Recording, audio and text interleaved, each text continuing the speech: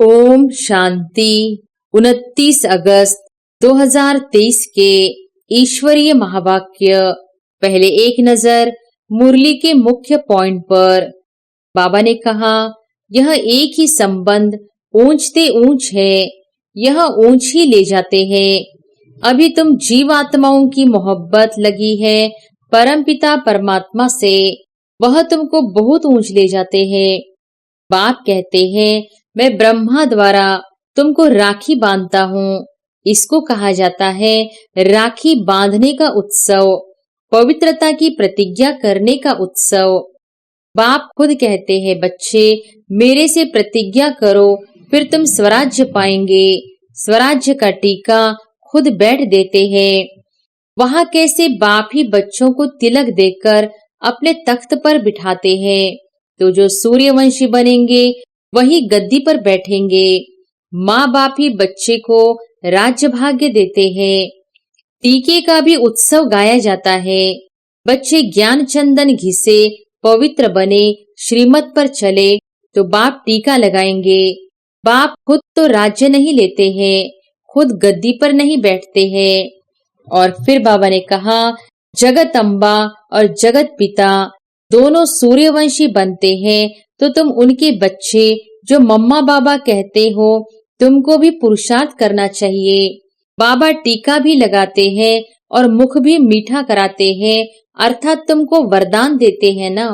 विजय का टीका लगाकर वरदान देते हैं कि तुम सदा ऐसा स्वराज्य पाएंगे। परमपिता परमात्मा द्वारा एक ही बार राज्य स्थापन होता है।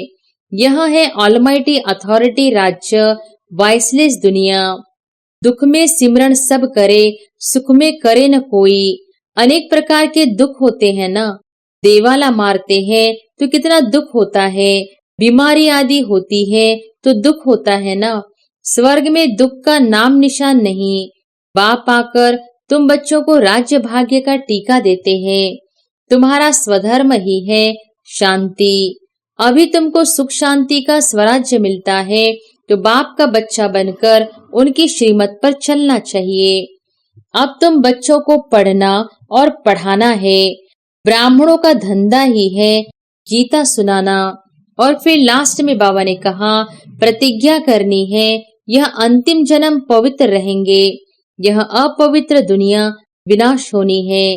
विनाश की तैयारी भी देख रहे हो, होलिका जलेगी। सारे चक्र को तुम जानते हो, बाकी 8-10 भुजाएं तो कोई को हो नहीं सकती। मनुष्य ने कितने चित्र बैठकर बनाए हैं, इसको कहा जाता है waste of time, waste of money, waste of energy. अभी सबकी कयामत का समय है। पापों का हिसाब किताब चुकतू कर पुण्य का जमा करना है। बाप की याद से ही जमा होता है। जितना याद करते जाएंगे और अविनाशी ज्ञान रत्नों का दान करते जाएंगे तो खाता जमा होगा। जितना सर्विस करेंगे उतना जमा होगा। जमा होते होते राजधानी बन जाएगी। शिव बाबा राखी भी बांधते हैं, तिलक भी देंगे, मुख भी मीठा कराएंगे। इसका मतलब तुम भविष्य में सदा सुखी रहेंगे। श्री कृष्ण तो है रचना नंबर 1 और शिव बाबा है रचयिता नंबर 1। तो तुम बच्चों को खुशी का पारा नाखों से चोटी तक रहना चाहिए। और अब सुनते हैं महावाक्यों को विस्तार से। मुरली का सार। मीठे बच्चे, श्रीमत पर ज्ञान का चंदन घिसना व पवित्र बनना ही स्वराज्य लेना है। तुम पवित्रता की प्रतिज्ञा करो तो सूर्यवंशी घराने का तिलक मिलेगा। प्रश्न है, तुम बच्चों को राखी कौन बांधता है, तिलक कौन देता है और मुख मीठा कराने की रस्म क्यों है? उत्तर है, तुम्हें बड़ी मम्मी ब्रह्मा माँ राखी बांधती है, पवित्र बनाती है। जब तुम पवित्र बनने की प्रतिज्ञा कर लेते हो तो बाप स्वराज्य का टीका देते हैं। मुख मीठा कराना अर्थात सर्व वरदान दे देना। बाप ने स्वराज्य के तिलक के साथ साथ सर्व वरदान भी दिए हैं। इसी की रस्म यादगार में चली आई है। गीत है, इधर मोहब्बत उधर जमाना किधर को जाए। ओम शांति। भगवानो वॉच। अच्छा, भगवान का नाम चाहिए, क्योंकि भगवान का एक ही नाम होता है। मनुष्य के तो अनेक नाम पड़ते हैं।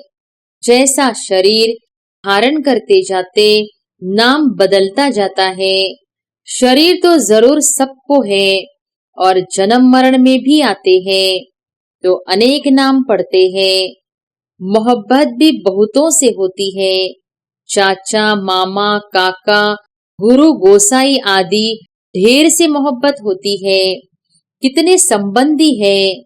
अब यह संबंध तो है एक, वह अनेक संबंध तो नीचे ले जाते हैं, गिराते ही रहते हैं। यह एक ही संबंध ऊंचते ऊंच है, यह ऊंची ले जाते हैं।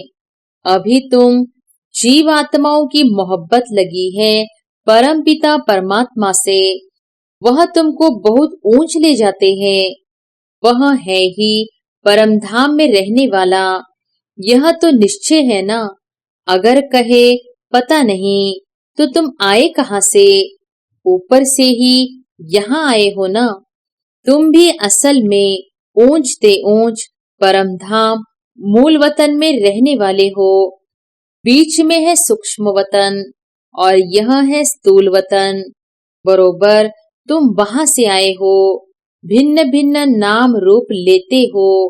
अब 84 जन्म पूरे किए, अब फिर वापस जाना है। अब तुम्हारी मोहब्बत बाप से है। जानते हो, हम माता पिता के सम्मुख बैठे हैं। यह भी जानते हो, पहले पहले हमको पवित्रता की राखी बांधते हैं। बाप कहते हैं, हे बच्चे, इस काम महाशत्रु को जीतो व माया रावण पर जीत पाओ। इसके लिए पुरुषार्थ करना है, अंधश्रद्धा की बात नहीं। जरूर बाप को ही याद करना पड़े। बाप कहते हैं, मैं ब्रह्मा द्वारा तुमको राखी बांधता हूँ। इसको कहा जाता है राखी बांधने का उत्सव, पवित्रता की प्रतिज्ञा करने का उत्सव। फिर क्या होगा? मैं स्वराज्य पाने का टीका दूंगा। यह बाप तुम्हारे सम्मुख बैठे हैं। तुम जानते हो, पवित्रता के लिए ही तकलीफ सहन करते हैं।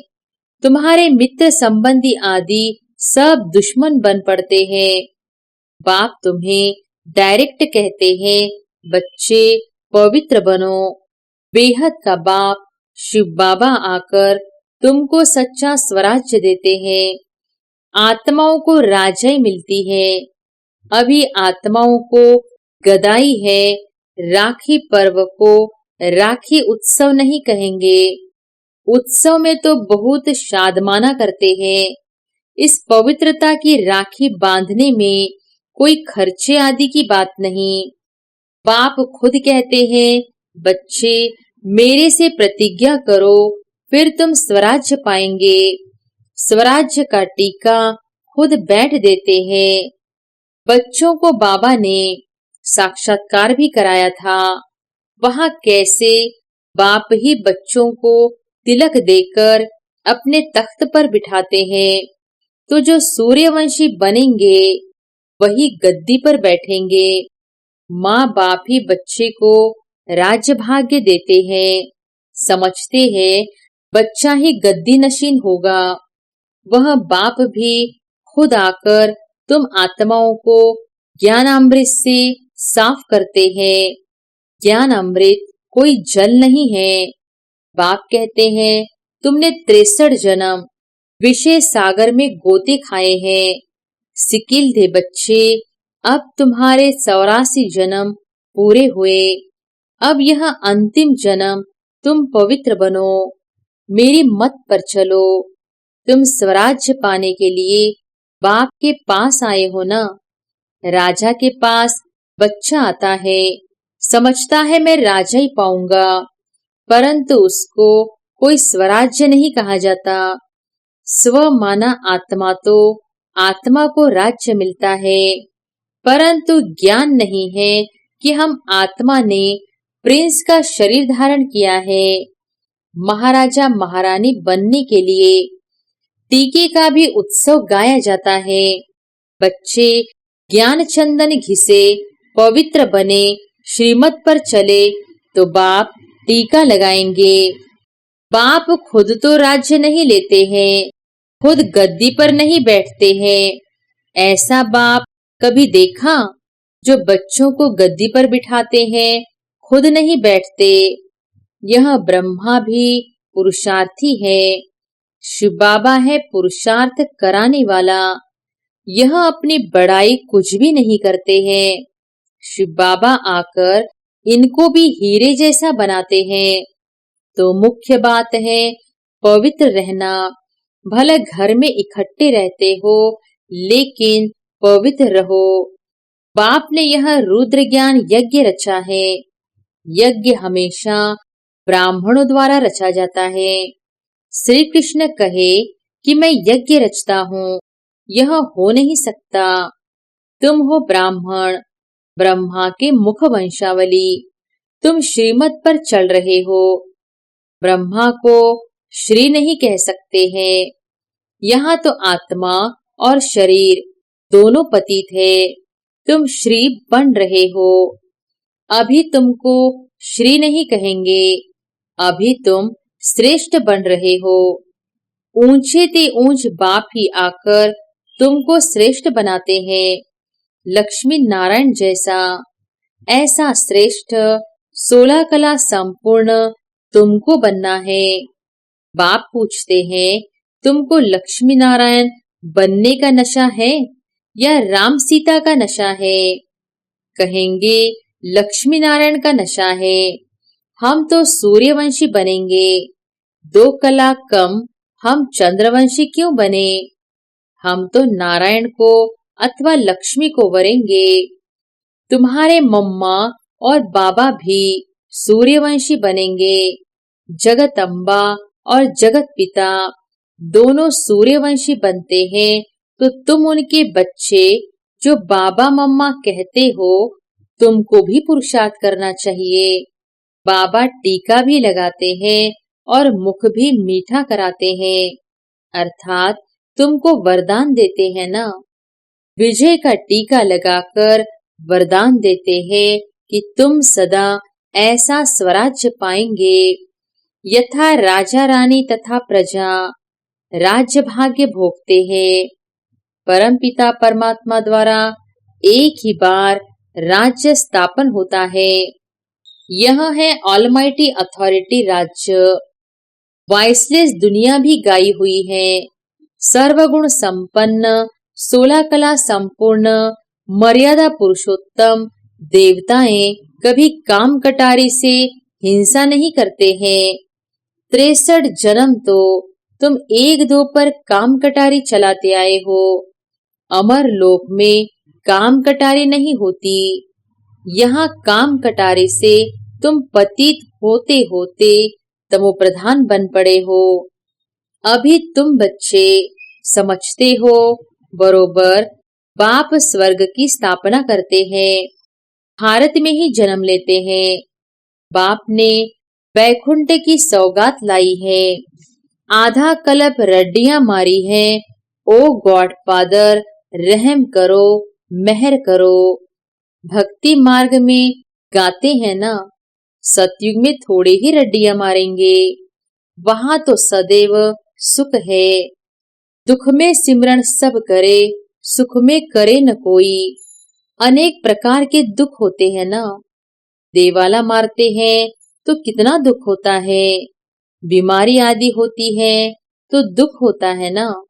स्वर्ग में दुख का नाम निशान नहीं। बाप आकर तुम बच्चों को राज्य भाग्य का टीका देते हैं। यह है दुखधाम, वह है सुखधाम। शांति धाम में तो आत्मा कुछ बोलती नहीं है। यहाँ फिर टॉकी बनती है। तुम्हारा स्वधर्म ही है शांति। अभी तुमको सुख शांति का स्वराज्य मिलता है, तो बाप का बच्चा बनकर उनकी श्रीमत पर चलना चाहिए। पढ़ाई के समय सारा अटेंशन पढ़ाई में देना होता है। पढ़ाई के समय और व्यर्थ बातों का वर्णन नहीं चलता। अगर कोई उल्टा सुल्टा बोलते हैं तो कहेंगे अटेंशन प्लीज। तो बाप बच्चों को कहते हैं तुम्हारी बुद्धि भटकनी नहीं चाहिए।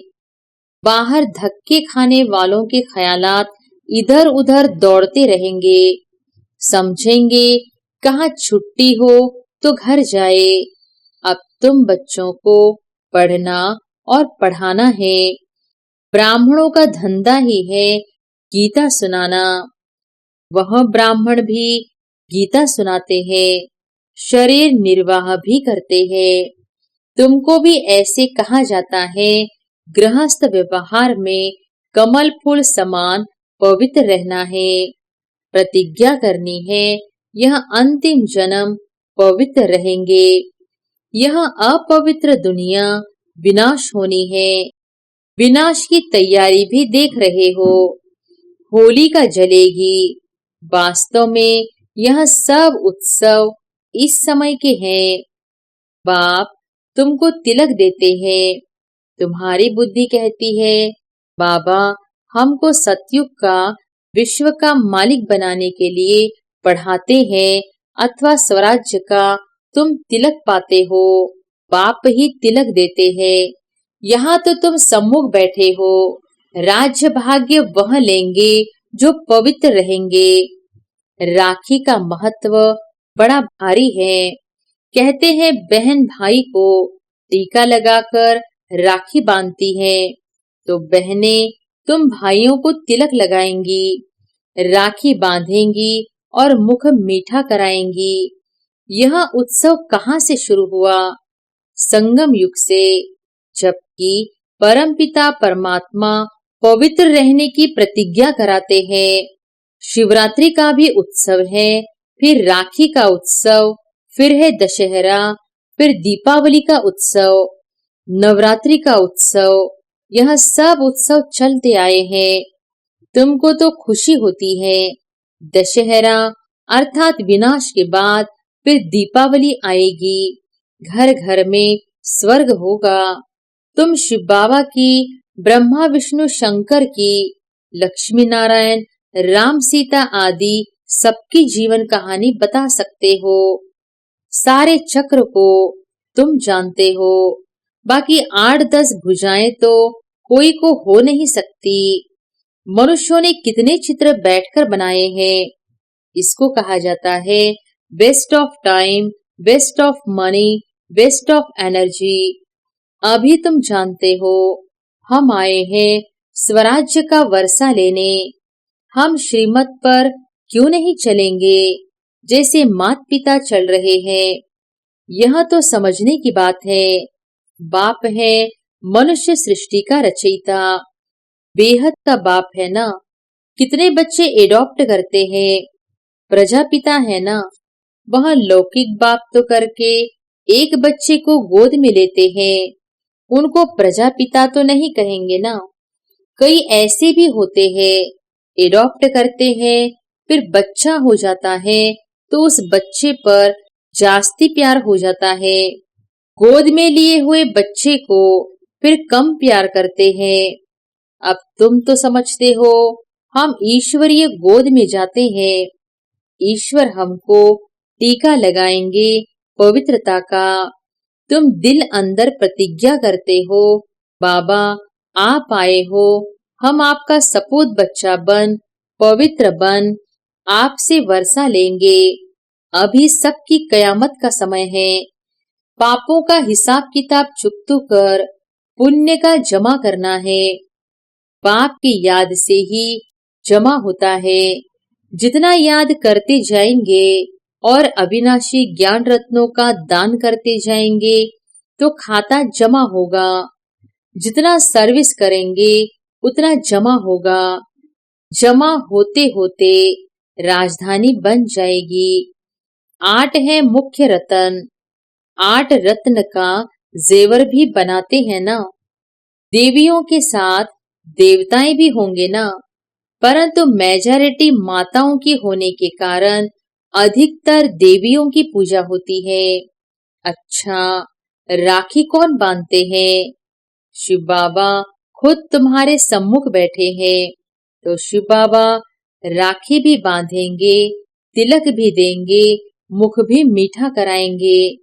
इसका मतलब तुम भविष्य में सदा सुखी रहेंगे।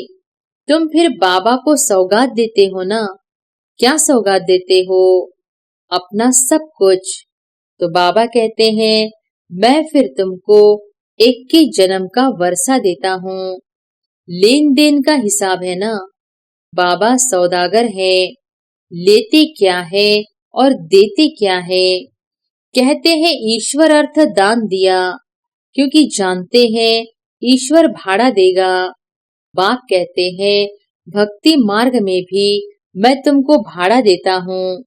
अभी फिर डायरेक्ट आया हूँ, तुमको कितना अविनाशी रत्नों का दान देता हूँ।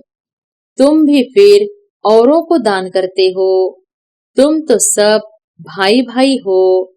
तुमको फिर यह बड़ी मम्मी राखी बांधती है, बाप तिलक लगाते हैं। यह मात पिता दोनों इकट्ठे हैं। माँ राखी बांधे, बाप तिलक दे, तो तुम राजा रानी बन जाएंगे। तुम्हारी मोहब्बत परमात्मा से है, जो भारतवासियों को तिलक देने आया है। भारत को स्वर्ग किसने बनाया? बाप आया है ना। श्री कृष्ण तो है रचना नंबर 1 और शिव बाबा है रचयिता नंबर 1। तो तुम बच्चों को खुशी का पारा नाखों से चोटी तक रहना चाहिए। अच्छा, मीठे मीठे सिक्के लदे बच्चों प्रति मात पिता बाप दादा का याद प्यार और गुड मॉर्निंग। रूहानी बाप की रूहानी बच्चों को नमस्ते। धारणा के लिए मुख्य सार। पहली पॉइंट, दिल की मोहब्बत एक बाप से रखनी है, देहधारियों से नहीं, क्योंकि सर्व संबंधी एक बाप है। दूसरी पॉइंट, पढ़ाई के समय अपना फुल अटेंशन पढ़ाई में देना है, व्यर्थ बातों का वर्णन चिंतन नहीं करना है, बुद्धि को भटकाना नहीं है। वरदान है, असोच बन, बाप की शक्ति मदद के रूप में अनुभव करने वाले चिंता मुक्त भव। असोच बन, बाप की शक्ति मदद के रूप में अनुभव करने वाले चिंता मुक्त भव। कई बच्चे सोचते हैं सेवा कैसे बढ़ेगी। अच्छे अच्छे जिज्ञासु पता नहीं कब आएंगे, कब तक सेवा की भागदौड़ करनी पड़ेगी। लेकिन सोचने से सेवा नहीं बढ़ती। असोच बन, बुद्धि को फ्री रखो, तो बाप की शक्ति मदद के रूप में अनुभव करेंगे और सेवा की वृद्धि स्वतः होगी। बाबा करावन हार है और करने के निमित्त मैं आत्मा हूँ। इसको कहते हैं असोच, अर्थात एक की याद। उन्हें कोई चिंता हो नहीं सकती। जहाँ शुभ चिंतन है वहाँ कोई चिंता नहीं। स्लोगन है, अपनी उपराम स्थिति द्वारा सर्व बातों से किनारा कर लो, तो एक बाप के सहारे का अनुभव होगा। अच्छा, ओम शांति।